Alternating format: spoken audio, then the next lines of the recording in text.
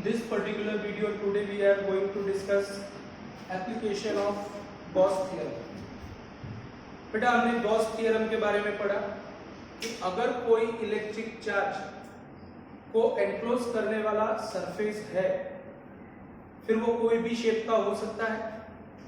अगर ऐसे सरफेस से एसोसिएटेड इलेक्ट्रिक फ्लक्स चाहिए तो इलेक्ट्रिक फ्लक्स फाइंड करने का formula phi equal to Q upon epsilon naught है।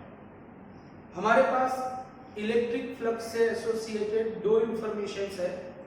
फर्स्ट इंफॉर्मेशन कि भाई इलेक्ट्रिक फ्लक्स का formula phi is equal to surface integration, यहाँ पर हम क्लोज सरफेस पर सारा डिस्कशन कर रहे हैं इसलिए close surface integration of electric field E dot dA होती है, as well as close surface के केस में फ्लक्स का formula phi equal to Q upon epsilon naught होता है, where Q stand for total electric charge enclosed by the surface। तो ये दोनों इंफॉर्मेशंस को कंबाइन करके हम यहाँ पर गॉस थ्योरम की एप्लीकेशन करेंगे। और गॉस थ्योरम की एप्लीकेशन क्या है? तो बेटा fundamentally you can say that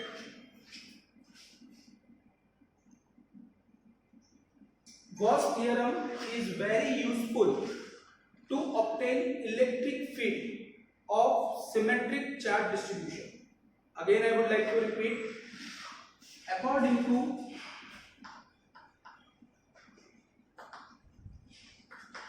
application of Gauss theorem,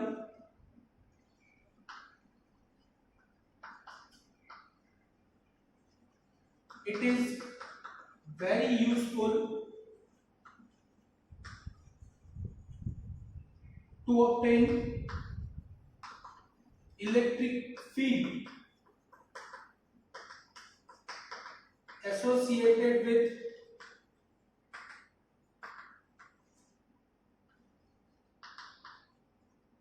symmetric charge distribution। Symmetric charge distribution। Just try to understand over here। इसमें से मैं केस लेने जा रहा हूं, case number 1, and that will be the case of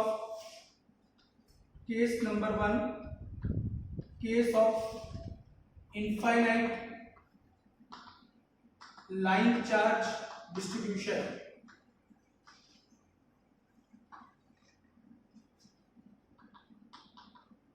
ध्यान से समझो इसको कैसे अप्लाई करते हैं। हर एक थियरी में हम सेम मेथड यूज करने वाले हैं। यहां पर हमको केस 1 डिस्कस करना है, इनफाइनाइट लाइन चार्ज डिस्ट्रीब्यूशन। बेटा ध्यान से समझो, कंसीडर करो कि हमारे पास एक इनफाइनाइट लेंथ वाला कंडक्टर है या नॉन कंडक्टर है जिसके ऊपर हमने चार्जेस को यूनिफॉर्मली डिस्ट्रीब्यूट किया हुआ है। अगर हम यहाँ पर चार्जेस को यूनिफॉर्मली डिस्ट्रीब्यूट करेंगे, यहाँ पर चार्जेस को पॉजिटिव चार्जेस या नेगेटिव चार्जेस कुछ भी ले सकते हो। अगर मैंने यहाँ पर पॉजिटिव चार्जेस को यूनिफॉर्मली डिस्ट्रीब्यूट किया है तो ऑब्वियस है कि यहाँ पर चार्जेस को लाइन के ऊपर डिस्ट्रीब्यूशन किया है। और we very well know that for line charge distribution we have linear charge density. तो यहाँ पर हमने जो इनफाइनाइट लाइन चार्ज डिस्ट्रीब्यूशन लिया है, ये इनफाइनाइट लाइन चार्ज डिस्ट्रीब्यूशन के लिए for infinite line charge distribution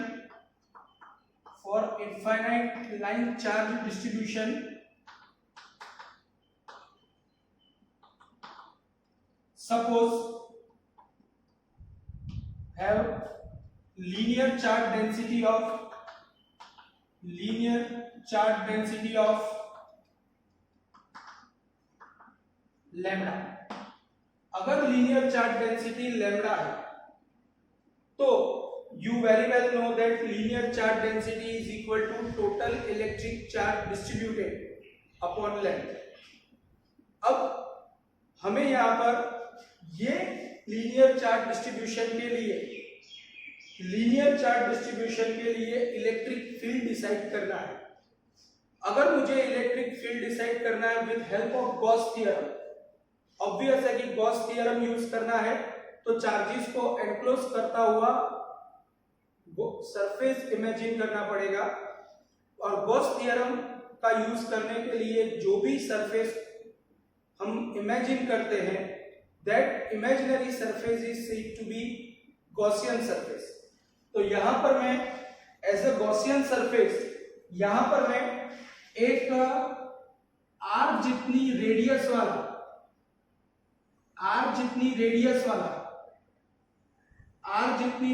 वाला और एल जितनी लेंथ वाला एक गॉसियन सरफेस इमेजिन करता हूं। कंसीडर करो कि ये सिलिंड्रिकल शेप का मैंने यहां पर जो सरफेस इमेजिन किया है, ये जो मैंने सरफेस इमेजिन किया है पिंक कलर से, इसे मैंने नाम दिया है गॉसियन सरफेस। अगर ये गॉसियन सरफेस है तो आप देख सकते हो कि जितनी गॉसियन सरफेस की लेंथ होगी, सिलेंडर की जितनी लेंथ होगी, उतना ही इलेक्ट्रिक चार्ज यहां पर एनक्लोज होगा। जितनी गॉसियन सरफेस की मतलब सिलेंडर की लेंथ होगी, उतने ही लेंथ का वायर अंदर होगा, और जितनी लेंथ का वायर अंदर होगा उतना ही इलेक्ट्रिक चार्ज अंदर एनक्लोज होगा। तो अगर लीनियर चार्ज डेंसिटी लैम्डा है, तो you all very well know that lambda is equal to electric charge enclosed upon length। यहां पर L लेंथ के अंदर चार्ज enclosed है, तो इसका मतलब ये हुआ कि total electric charge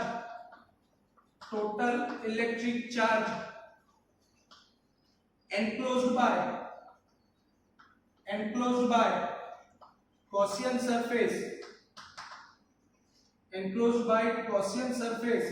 that is equal to Q, so Q is equal to lambda into L।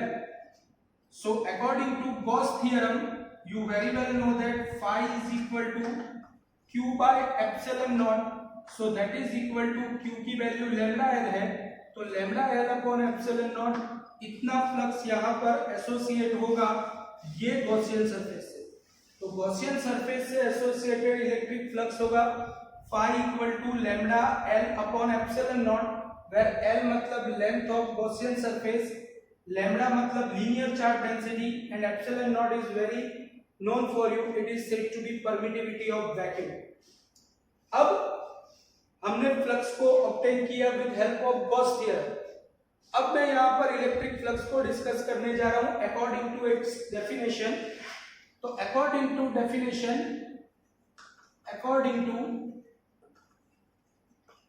definition of electric flux,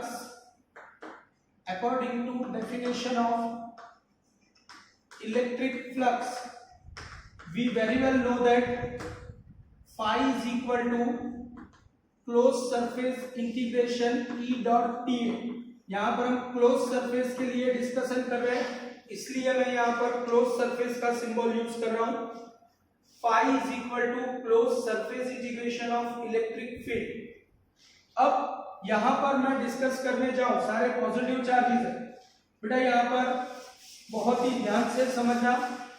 यहां पर हमने वायर के ऊपर चार्जेस का डिस्ट्रीब्यूशन किया है, और जब आप वायर के ऊपर चार्जेस का डिस्ट्रीब्यूशन करोगे तो ऑब्वियस है कि electric field of positive charge is always along the direction of radius. वो चारों तरफ अगर इस तरीके से निकल रहे हैं तो इसके दो कंपोनेंट्स बनेंगे, हॉरिजॉन्टल कंपोनेंट और दूसरा वर्टिकल कंपोनेंट। इसी तरीके से ये पॉजिटिव चार्ज का भी दो कंपोनेंट बनेंगे, हॉरिजॉन्टल कंपोनेंट, वर्टिकल कंपोनेंट। तो यहाँ पर हॉरिजॉन्टल कंपोनेंट एक दूसरे को नलिफाई करेंगे, तो सिर्फ कर्व्ड सरफेस को परपेंडिकुलर या तो फिर वायर को परपेंडिकुलर या लाइन चार्ज डिस्ट्रीब्यूशन को परपेंडिकुलर इलेक्ट्रिक फील्ड ही एग्जिस्ट करेगा। तो फंडामेंटली अगर हमको गॉस थ्योरम, अगर हमको इलेक्ट्रिक फ्लक्स की डेफिनेशन का यूज करना है, तो मैंने आपको प्रीवियस वीडियो में बताया हुआ है कि इलेक्ट्रिक फ्लक्स की डेफिनेशन का यूज करके अगर इलेक्ट्रिक फ्लक्स इवेल्युएट करना है तो सबसे पहले तो गॉसियन सरफेस के ऊपर कोई एक छोटा सा एरिया सेगमेंट कंसीडर करो। ये मैंने उसकी कर्व्ड सरफेस पर एरिया सेगमेंट कंसीडर किया है क्योंकि क्रॉस सेक्शन में से बाहर आने वाला फ्लक्स 0 हो। तो यहाँ पर ये छोटे से एरिया सेगमेंट का इक्वेशन हो, एरिया वेक्टर dA है। और वही पॉइंट पर अगर इलेक्ट्रिक फील्ड, अभी हमने डिस्कस किया कि इलेक्ट्रिक फील्ड यहाँ पर कंपलसरी कर्व्ड सरफेस को परपेंडिकुलरली आता है, तो यहाँ पर आप देख सकते हो कि E और dA दोनों सेम डायरेक्शन में है। हियर एंगल बिटवीन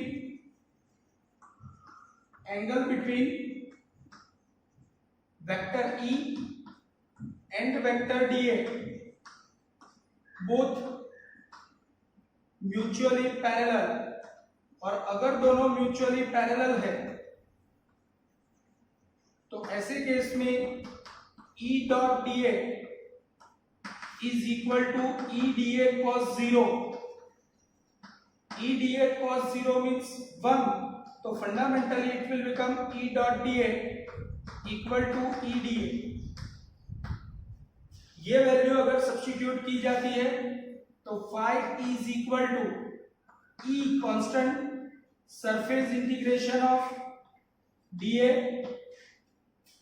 और सरफेस इंटीग्रेशन ऑफ dA का मतलब होता है कि यहां पर हमने कर्व्ड सरफेस के ऊपर छोटा सा सेगमेंट लिया है।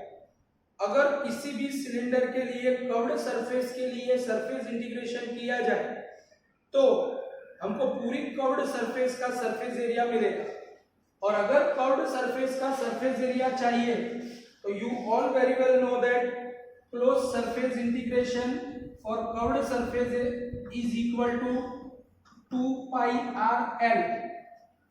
अगर मैं ये वैल्यू अंदर सब्स्टिट्यूट करता हूं तो flux phi is equal to E into 2 pi r l, ये भी फ्लक्स का फॉर्मूला है और ये भी फ्लक्स का फॉर्मूला है। अगर मैं दोनों फ्लक्स के फॉर्मूला को कंपेयर करता हूं तो दोनों के कंपैरिजन से, from comparison of both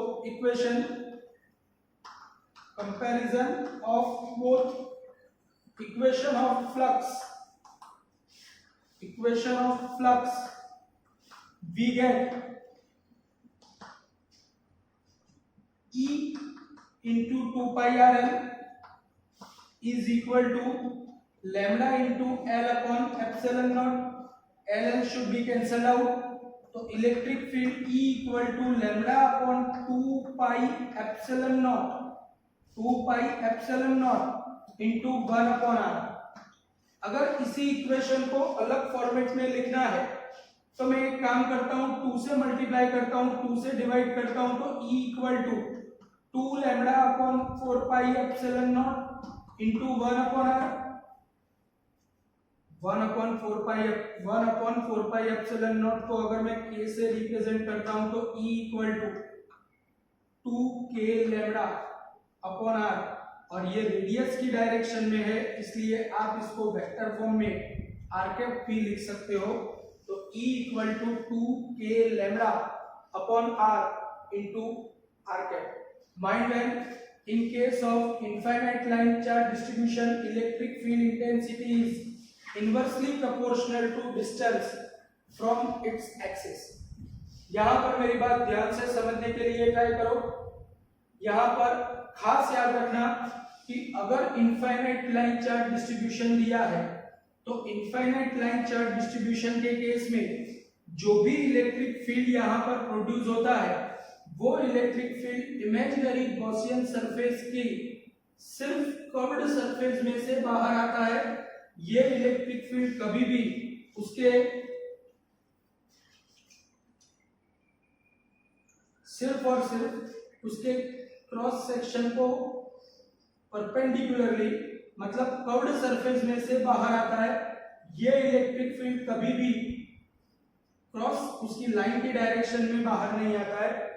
this is said to be, जैसे कोई व्हील है और व्हील के स्पोक्स आप इमेजिन करते हो, इस तरीके से इलेक्ट्रिक फील्ड बाहर आता है।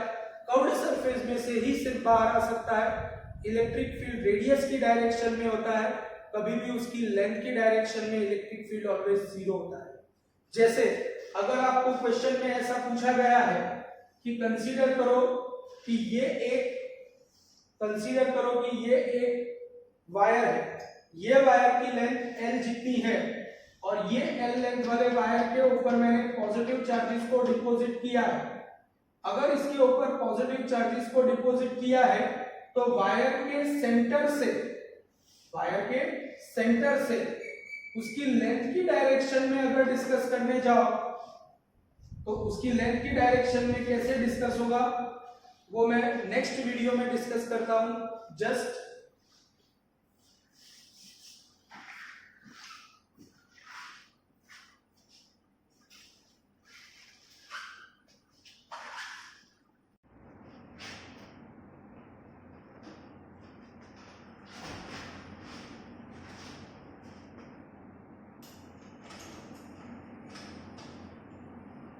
वेल फ्रेंड्स, हमने यहाँ पर इनफाइनाइट लाइन चार्ज डिस्ट्रीब्यूशन के लिए इलेक्ट्रिक फील्ड डिस्कस किया। In this video we are going to discuss electric field of charge spherical shell. Spherical shell का मतलब होता है it is a hollow sphere, और कंसीडर करो कि यहाँ पर एक होलो स्फीयर है और ये होलो स्फीयर का रेडियस कैपिटल R जितना है। ये होलो स्फीयर का रेडियस कैपिटल R जितना है। हम ये होलो स्फीयर मतलब स्फेरिकल शेल के ऊपर चार्जेस को डिस्ट्रीब्यूट करेंगे। अगर मैंने स्फेरिकल शेल के ऊपर चार्जेस को डिस्ट्रीब्यूट किया है तो ऑब्वियस है कि यहाँ पर सरफेस चार्ज डेंसिटी कंसीडर करनी पड़ेगी। तो यहाँ पर सरफेस चार्ज डेंसिटी का बेसिक फॉर्मूला बनेगा, surface charge density sigma equal to, you all very well know that total electric charge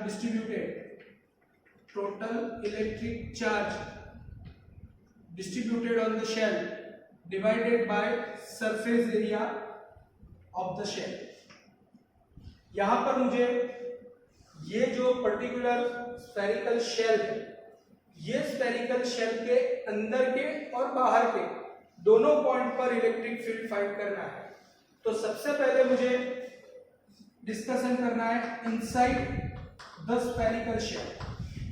भाई स्फेरिकल शेल के अंदर इलेक्ट्रिक फील्ड कितना होगा, तो स्फेरिकल शेल के अंदर इलेक्ट्रिक फील्ड कितना है ये डिसाइड करने के लिए इनसाइड द स्फेरिकल शेल कितना इलेक्ट्रिक फील्ड है वो डिसाइड करने के लिए अल्टीमेटली मुझे तो गॉस थ्योरम की एप्लीकेशन है, मतलब गॉस थ्योरम तो यूज करना ही पड़ेगा। और गॉस थ्योरम अप्लाई करने के लिए हम जो सरफेस इमेजिन करते हैं that surface is said to be Gaussian surface.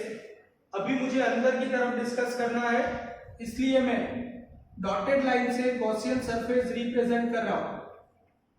ये गॉसियन सरफेस है जो मैंने अंदर कंसीडर की है, और अंदर कंसीडर की है तो ऑब्वियस है कि गॉसियन सरफेस की रेडियस स्फेरिकल शेल की रेडियस से छोटी होगी, कम होगी। So here we are going to discuss Gauss theorem और application of Gauss theorem for inside the spherical shell. To discuss electric field inside the spherical shell, first of all imagine a Gaussian surface,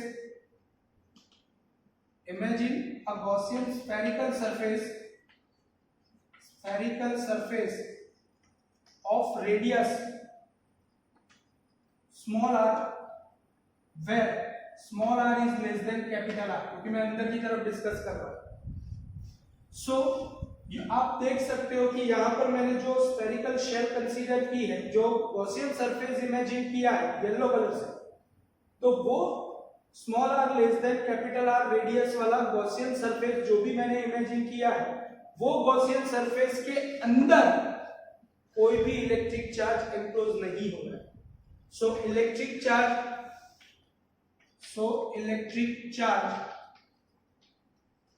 enclosed by Gaussian surface that is equal to Q equal to 0। अगर यहाँ पर 0 charge enclose हो रहा है तो इसका मतलब ये हुआ कि electric flux associated with this Gaussian surface, electric flux associated with such Gaussian surface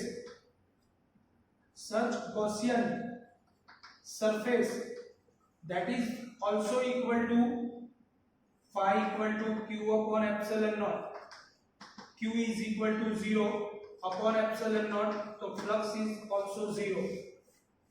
अब हमारे पास यहाँ पर डेफिनेशन है, according to definition of electric flux, you all very well know that phi is equal to closed surface integration E dot dA। dA surface segment always Gaussian surface पर imagine किया जाता है, तो ये Gaussian surface के लिए area vector है, और पॉजिटिव चार्ज का electric field always radial and outward होता है, तो ये इसका इलेक्ट्रिक फील्ड है परपेंडिकुलर टू सरफेस। तो आप देख सकते हो कि angle between E and DA is mutually parallel to each other due to which theta is equal to 0। तो इसका मतलब phi is equal to E surface integration DA cos theta equal to 0 cos 0 equal to 1, so phi is equal to E surface integration of spherical Gaussian surface, और spherical Gaussian surface का surface area होता है 4 pi r square, तो ultimately phi is equal to E into 4 pi r square। अगर मैं ये flux के equation और ये फ्लक्स के इक्वेशन दोनों को कंपेयर करता हूं, तो fundamentally we can say that E into 4 pi r square is equal to 0।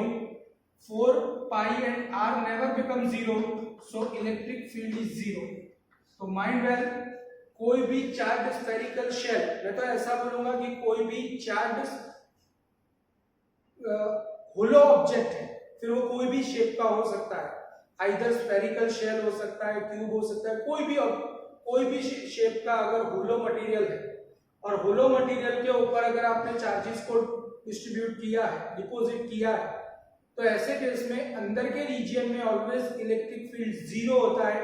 इसी फिनोमेनन को हम सेकंड चैप्टर में जाके इलेक्ट्रोस्टैटिक शील्डिंग भी बोलेंगे, but here we can say that कोई भी चार्ज स्फेरिकल शेल के अंदर के रीजन में ऑलवेज इलेक्ट्रिक फील्ड 0 होता है। अब मैं बाहर वाले पॉइंट पर डिस्कस करने जा रहा हूं। बाहर वाले पॉइंट पर डिस्कस करने के लिए ये हमारा ओरिजिनल स्फेरिकल शेल है। ओरिजिनल स्फेरिकल शेल की रेडियस कैपिटल आर थी। अब अगर मुझे आउटसाइड द शेल डिस्कस करना है, तो उसके लिए मुझे यहाँ पर एक गॉसियन सरफेस इमेजिन करना पड़ेगा, बट बाहर वाले पॉइंट पर डिस्कस करना है, तो बाहर वाले पॉइंट के लिए मैं small r is greater than capital R radius वाला गॉसियन सरफेस कंसीडर करता हूं। यहां पर मैंने गॉसियन सरफेस जो इमेजिन किया है, ये गॉसियन सरफेस आउटसाइड डिस्कस किया है, और आउटसाइड डिस्कस करने के लिए मैंने small r is greater than capital R consider किया है। अब ये जो पर्टिकुलर सरफेस लिया, आप देख सकते हो कि जितना इलेक्ट्रिक चार्ज स्फेरिकल शेल पर डिपॉजिट किया था, सारा का सारा इलेक्ट्रिक चार्ज एनक्लोज हो रहा है, और अगर सारा का सारा चार्ज एनक्लोज हो रहा है, तो you can say that sigma is equal to, अगर electric charge deposited on this spherical shell is q and area of this spherical shell is 4 pi capital R square, क्योंकि आप देख सकते हो इसका रेडियस कैपिटल R है, तो total electric charge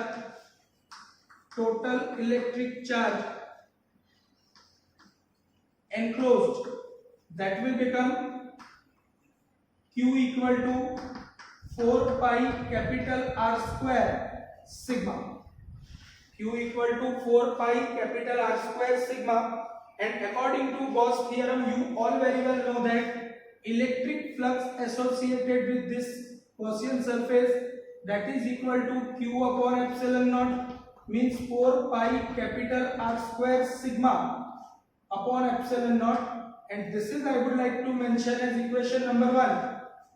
हमने पहले ही जिस तरीके से डिस्कशन किया है उसी तरीके से पहले मैंने गॉस थ्योरम का यूज किया, और अब मैं यहाँ पर फ्लक्स की डेफिनेशन का यूज करने वाला हूँ. According to definition of electric flux, you all very well know that phi is equal to closed surface integration E dot dA. Always हमको जो भी सरफेस सेगमेंट लेना होता है वो हम गॉसियन सरफेस पर कंसीडर करते हैं. तो गॉसियन सरफेस के लिए ये एरिया वेक्टर है dA, और इलेक्ट्रिक फील्ड इंटेंसिटी का vector always radial and outward होता है. इस वजह से ये इलेक्ट्रिक फील्ड इंटेंसिटी आप देख सकते हो कि दोनों रेडियल एंड आउटवर्ड है, और इसी रीजन की वजह से E dot dA is equal to E dA cos theta होता है. बट थीटा की वैल्यू दोनों सेम डायरेक्शन में होने की वजह से 0, so d phi E dot dA d phi is equal to E dot dA is equal to E dA, क्योंकि थीटा इक्वल टू 0. अगर d phi की ये वैल्यू ये इक्वेशन में सब्स्टिट्यूट कर दी जाए तो phi is equal to closed surface integration E dA. E को अगर बाहर निकाल लेते हैं एज अ कांस्टेंट तो इलेक्ट्रिक dA, और क्लोज सरफेस इंटीग्रेशन होता है, क्लोज सरफेस इंटीग्रेशन का मतलब जो सरफेस के ऊपर छोटा सा सेगमेंट कंसीडर किया है ऐसे छोटे छोटे सेगमेंट का एडिशन किया जाए तो मुझे पूरे गॉसियन सरफेस का एरिया मिलेगा. पूरे गॉसियन सरफेस का एरिया होगा E इंटू पूरे गॉसियन सरफेस का एरिया होगा 4 pi R square. This is electric flux phi equal to, अगर मैं इक्वेशन 1 और इक्वेशन 2 दोनों को कंपेयर कर देता हूं, क्योंकि अल्टीमेटली दोनों इक्वेशन फ्लक्स के इक्वेशन है. अगर दोनों इक्वेशन को कंपेयर कर दिया जाए तो E into 4 pi R square is equal to 4 pi capital R square sigma upon epsilon naught. 4 pi cut होगा तो electric field E equal to sigma upon epsilon naught capital R square upon small r square, और ये according to direction of radius होता है, इसलिए आप vector notation में r cap के फॉर्म में भी रिप्रेजेंट कर सकते हो. तो this is electric field of electrically charged spherical shell. बाहर वाले पॉइंट यहां पर थोड़ा सा एक्स्ट्रा डिस्कशन भी डिस्कस करता हूं. बेटा हमने डिस्कस किया सिग्मा इक्वल टू अगर डिस्कस करने जाओ तो Q upon 4 pi R square. अगर मैं सिग्मा की वैल्यू यहाँ पर सब्स्टिट्यूट करता हूं तो E equal to Q upon 4 pi R square capital R square upon small r square epsilon naught into r cap. अगर r स्क्वायर कैंसिल होता है तो E equal to 1 upon 4 pi epsilon naught मतलब K Q upon R square into r cap.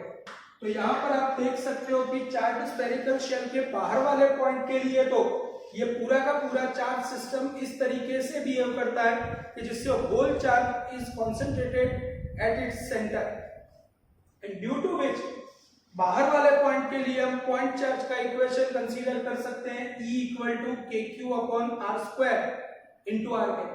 Apart from that you can see this equation of electric field in past we had obtained with help of Coulomb's law, and here we had obtained this same equation with help of Gauss theorem. So we had as discussed हम ऐसा बोल सकते हैं कि Gauss theorem is nothing but it is a special representation of Coulomb's law only. Apart from that, अगर में ये बाहर वाले पॉइंट पर है, मतलब r ग्रेटर देन r के लिए है, ये equation r less than r के लिए है।